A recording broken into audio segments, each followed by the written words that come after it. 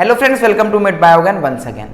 Friends, आजकल के modern world में बच्चों से लेके बड़ों तक, बड़ों से लेके बूढ़ों तक हर किसी को ही चिंताएं रहने लगी हैं, टेंशन रहने लगा है, स्ट्रेस रहने लगा है, डिप्रेशन रहने लगा है, एंजाइटी ऐसी प्रॉब्लम्स होने लगी हैं। और यह बच्चों में और यंग एज में तो बहुत ज़्यादा कॉमन हो चुका है। इस पढ़ाई के चलते, इस कंपटीशन के चलते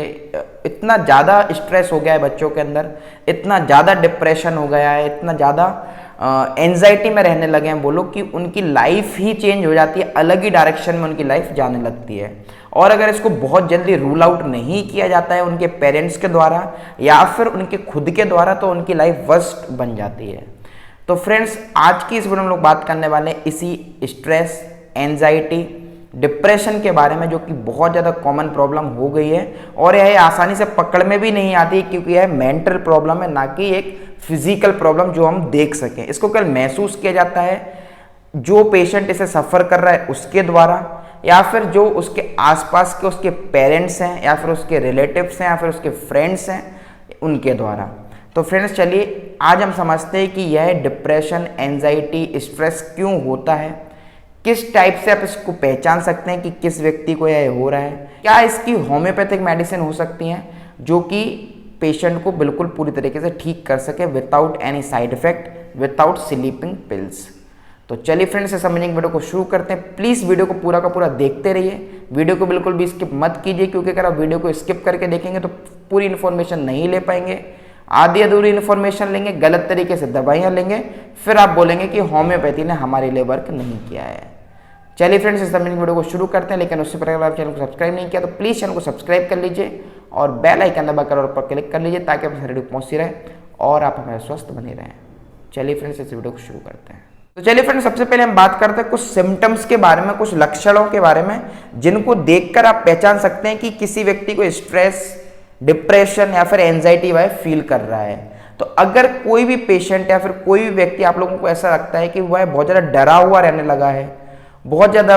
टेंशन में रहने लगा है, कुछ सोच रहा है तो लंबे समय तक सोचता रह रहा है, खाना पीना बहुत कम कर दिया है, किसी चीज़ में इंटरेस्ट नहीं दिखा रहा है, पहले अगर वह क्रिकेट बहुत खेलता था, बहुत ज़्यादा स्पोर्ट्स में रुचि रखता था,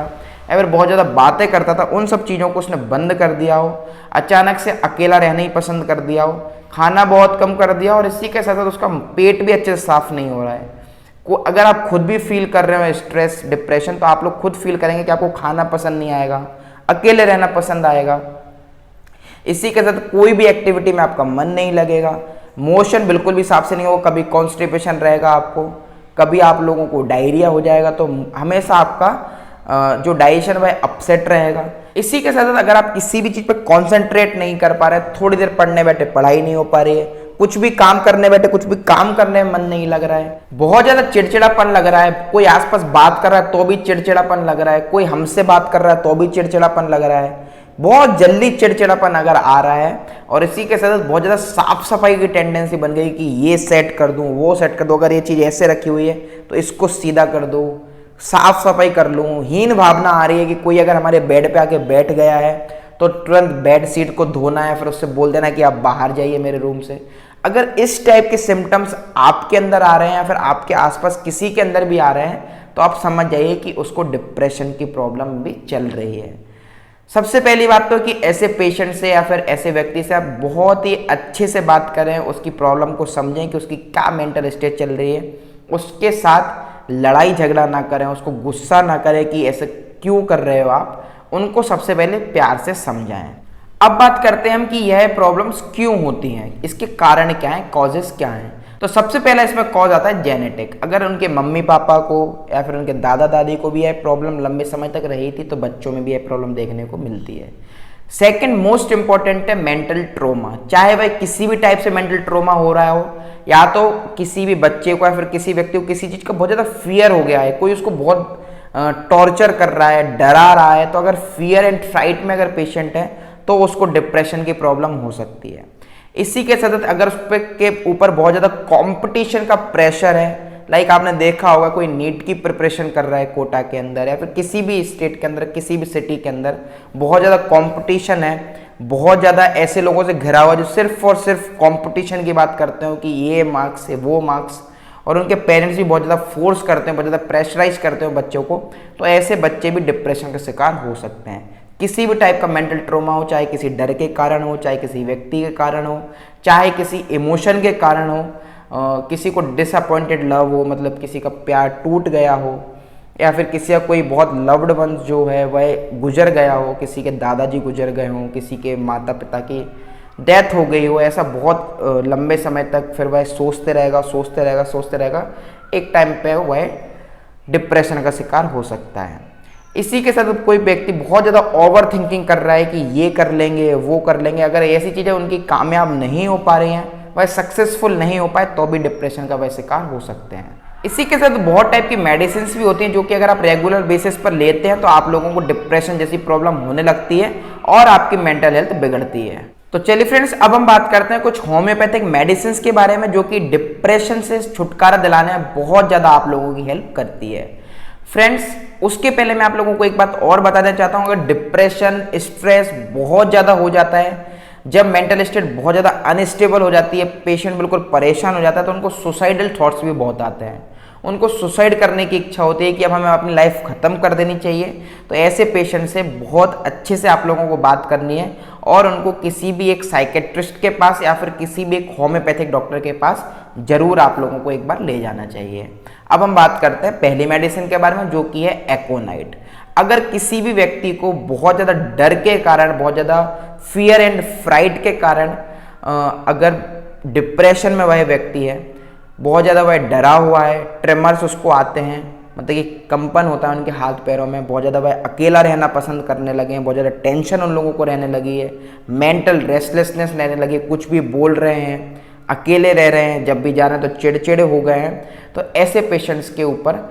एकोनाइट बहुत अच्छा वर्क करती है। फ्रेंड्स, एकोनाइट नेप्लस अगर आप खुद से ले रहे हैं तो 30 पोटेंसी में ले सकते हैं और अगर आप चाहें तो हमसे भी ट्रीटमेंट आप ऑनलाइन कंसल्ट करके ले सकते हैं। फ्रेंड्स, दूसरी मेडिसिन आती है अर्जेंटम नाइट्रिकम जो कि बहुत ज़्यादा यूजफुल है। अगर कोई भी पेशेंट आप लोगों को ऐसा दिखता है जो कि अकेला रहना पसंद करता हो, पब्लिक स्पीकिंग में बहुत ज़्यादा डरता हो, एग्जाम का बहुत ज़्यादा फियर रहता हो, किसी बच्चों को आप देखते हो कि एग्जाम जैसे ही आता है तो बहुत ज़्यादा डर जाते हैं बहुत सारे बच्चे, नहीं मैं नहीं जाऊंगा, मुझे डर लग रहा है, मैं फेल हो जाऊंगा, ऐसा वैसा, बहुत ज़्यादा डर जाते हैं, बिल्कुल फियर एंड फ्राइट में चले जाते हैं। पब्लिक स्पीकिंग में अगर 5 लोग खड़े हैं तो बच्चा बिल्कुल अकेला रहना ही पसंद करेगा, अगर कोई मेहमान आ गए तो बिल्कुल अकेला रहेगा, उनसे बात भी नहीं करेगा, बिल्कुल सहमा हुआ रहेगा, डरा हुआ रहेगा, रोड क्रॉस करने में बहुत ज़्यादा डर जाएगा, उसको ऐसा लगेगा कि कोई आके एक्सीडेंट ना कर दे, उसको कुछ चोट ना लग जाए, बहुत ज़्यादा डरा हुआ रहेगा पब्लिक के कारण। तो अगर ऐसे पेशेंट आप लोगों को दिख रहे हैं तो उन पेशेंट को अर्जेंटम नाइट्रिकम अगर देते हैं तो बहुत ज़्यादा बेनिफिट होते हैं। खुद से यूज़ कर रहे हैं तो 30 पोटेंसी में यूज़ कीजिए। फ्रेंड्स, तीसरे नंबर की मेडिसिन आती है आर्सेनिक एल्बम। फ्रेंड्स, अगर बहुत सारे पेशेंट को आप लोगों ने देखा होगा कि वह बहुत ज़्यादा साफ सफाई कर रहे हैं, दिन भर झाड़ू लगा रहे हैं, दिन भर पोछा लगा रहे हैं, दिन भर चीज़ों को सेट कर रहे हैं, अगर घड़ी थोड़ी सी मुड़ गई है तो उसको सीधा कर दिया, कुछ भी चीज़ अगर उनकी थोड़ी सी भी डिस्टर्ब होती है बहुत ज़्यादा चिढ़ जाते हैं, कोई भी उनको टच कर दे तो हैंड वॉश करने चले जाते हैं, उनके बेड पर आके कोई भी बैठ जाए तो बेडशीट धो देते हैं या फिर कमरे में आने ही नहीं देते हैं, बिल्कुल अकेला रहना पसंद करते हैं, हमेशा टेंशन में रहते हैं, हमेशा कुछ ना कुछ बड़बड़ाते रहते हैं, थोड़ा सा भी कुछ बोल दो तो चिढ़ जाते हैं। इस टाइप के OCD के पेशेंट अगर आप लोगों को दिख रहे हैं तो आप लोगों को उनको आर्सेनिक एल्बम की सजेशन देनी चाहिए। और अगर आप खुद से मेडिकेशन ले रहे हैं तो उनको 30 पोटेंसी में यूज़ कीजिए, क्योंकि अगर आप लोग हायर पोटेंसी पे जाएंगे तो यह आप लोगों को एग्रावेशन कर सकती है और आप लोगों को नहीं पता है कि किस मेडिसिन से कैसे डील करना है अगर वह एग्रावेट करती है तो।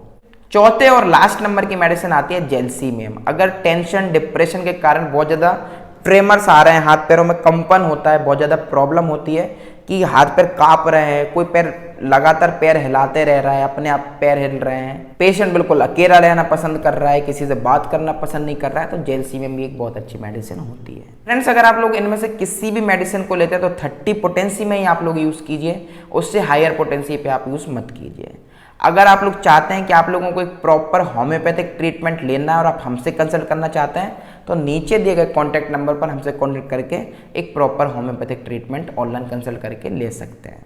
फ्रेंड्स, आई होप मैंने आप लोगों को इस वीडियो में पूरी की पूरी जानकारी दे पाई होगी, आप लोगों को वीडियो पसंद आई होगी, तो प्लीज़ एक लाइक देना बिल्कुल मत भूलिए, क्योंकि जब आप हमें लाइक देते हैं हमारा कॉन्फिडेंस बढ़ता है और हमारी टीम आपके लिए बहुत अच्छा वर्क कर पाती है और अच्छी अच्छी वीडियोस आपके लिए ला पाती है।